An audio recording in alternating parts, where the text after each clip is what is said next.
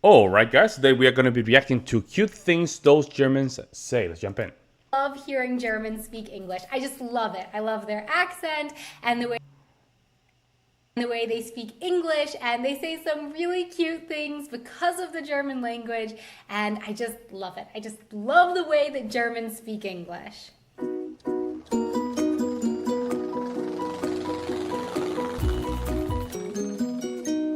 Hey everyone, I'm Donna and you're watching Wanted Adventure Living Abroad. Back when Mr. German Man and I started dating, I was living in the Czech Republic and he was living here in Germany, and I didn't speak any German or know anything about the language.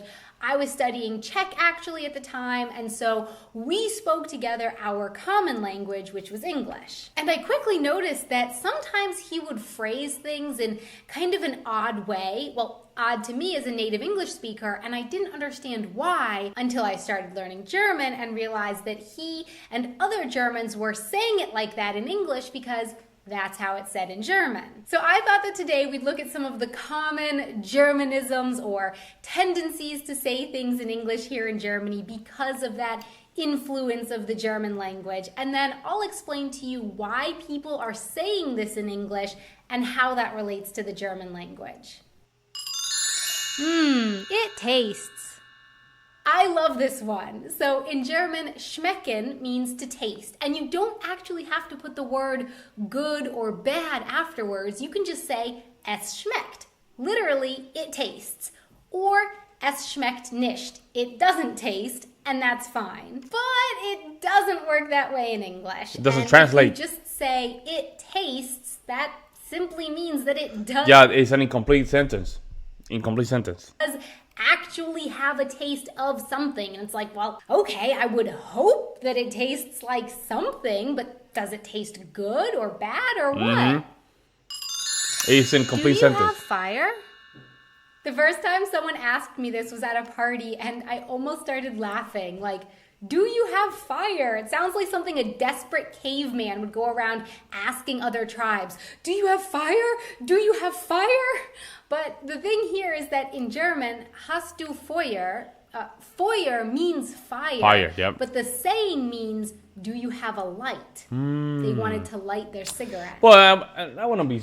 You know what's crazy? If you're in one of these places in the United States that they might be a little bit in the not well educated side of things, they might just talk like that. So they're not that far away from how it could sound.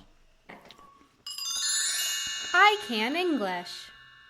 In German, it's really cool. Sometimes you can leave off what I would consider the main verb that tells you what the sentence is all about. And it's okay. You can just leave that off. So in this case, it should be I can speak English, which would be ich kann Verb. English sprechen. But in German, it's also fine to just say ich kann English, and the sprechen is just assumed. And even if you stay. say that, even if you said it like that, we will understand it. We will understand it. I can English, meaning like I can speak English. Or I can't English, meaning, oh, okay, I cannot speak English. It is grammatically incorrect. However, we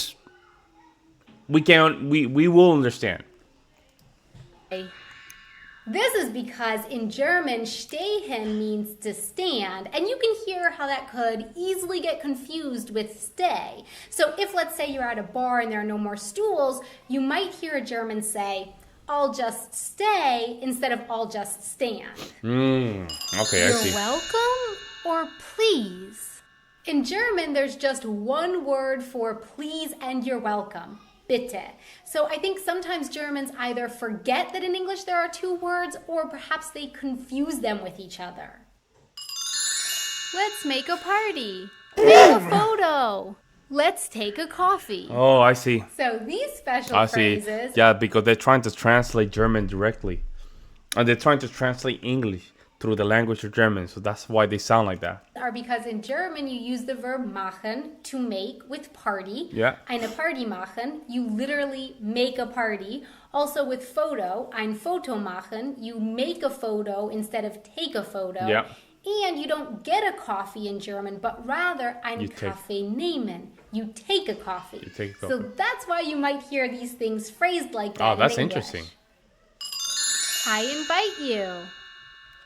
And lastly, a German friend invited me to a restaurant once, and I went, and then at the end, I wanted to split up the bill, and they said, no, I invite you. And I looked at them like, huh? Invite me where now? What? Because in English, to invite means that you offer for someone to go with you somewhere, but it has nothing to do with who pays. So you You have to be careful here. You have to be careful here because that's also in the United States we do that. So that's kind of weird. Come on, I'll invite you for coffee. Oh, don't worry. Invite means, you know what's crazy? I think that's more like a European thing, where if they invite you to somewhere, you expected that person that invite you to pay. Don't worry, I'll invite, but we don't say invite. I'm Puerto Rican, so I speak Spanish. We say that. No te preocupes, yo invito. Meaning, don't worry about it. I'll pay for it. But we use the word invite. So that might be more like European things. But in the American English, we don't say invite. Huh.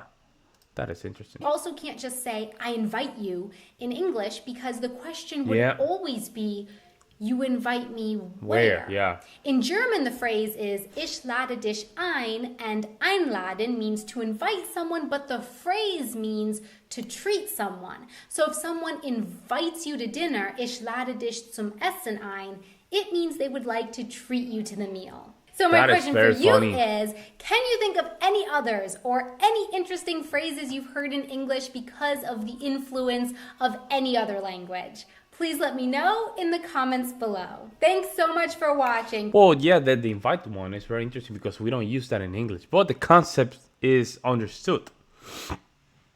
Now, you speaking like Spaniard, Castilian or Spanish, you might, or even Italian, I would say, you might get something like that. Like they will say, "Don't worry, don't pay, I invite." But in English, it sounds so off, right? Like, don't worry, I invite you. That doesn't really translate. And I'm just, now I'm confused. I don't know whether, well, German in some instance is very similar to English, but pronunciation is, for me, is closer to Spanish because of the way you guys pronounce some of the words. Does that make sense? Some of the way you guys pronounce the words is easier to think about the vowels in Spanish. That's funny, man. Well, let me know what you guys think in the comment section below. See you in the next one. I'm out. Peace.